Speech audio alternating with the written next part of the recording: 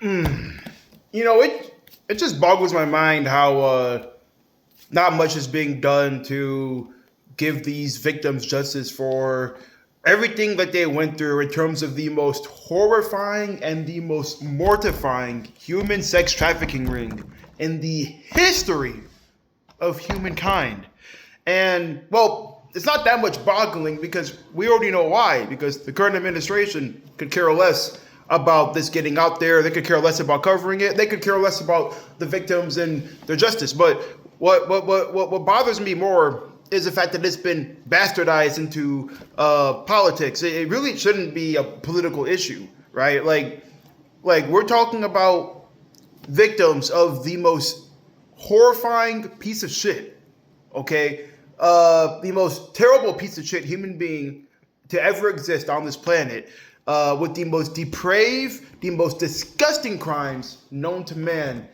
And yet these victims have to beg and scream for something to be done about the perpetrators and those accused and those alleged and those even prosecuted and those implicated in these files, right? And I also feel like too that a lot of what's going on currently in the world is a distraction from having to talk about the Epstein Files, because if that topic gets brought back into the limelight, right, then certain people, I'm not going to name specifics, but if you know, you know, okay, I'm just going to say that it goes as tippy top as it gets, and you know what I mean by that, that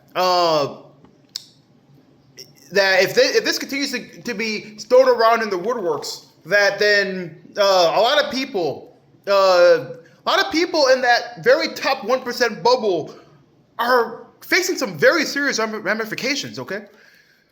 And so, look, this shouldn't even be about right versus left. I've said this before, I've talked about this a few times. This should simply just be about getting those who have been hurt and scarred in the worst way possible the justice they have been seeking for the last 30 freaking years. But nothing's being done. They're not talking about it. They don't want to talk about it because a lot of people are going to jail, and a lot of people in this administration, including the absolute tippy top of the ladder, is going to jail, but then they don't want to cover it because they're going to jail, okay? Or at the very least, they are protecting the people who are going to jail, which is also their close buddies and friends and allies.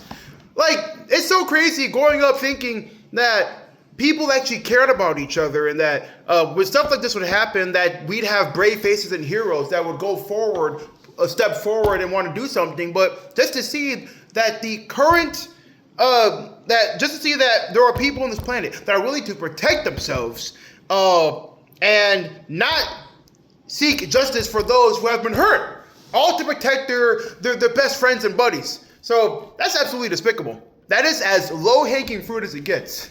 And I'm just disgusted with how this is played out and how this will continue to play out, because the new Attorney General, the head of the DOJ, is already just continuing what Pam Bondi was not doing, and that's releasing those dang files, because we still have 3 million more files yet to be released. And I think that's right. Yeah, like it's like 3 million, something like that. 3 million more files to be released. They've only released half of that, not maybe a little bit less than that, right?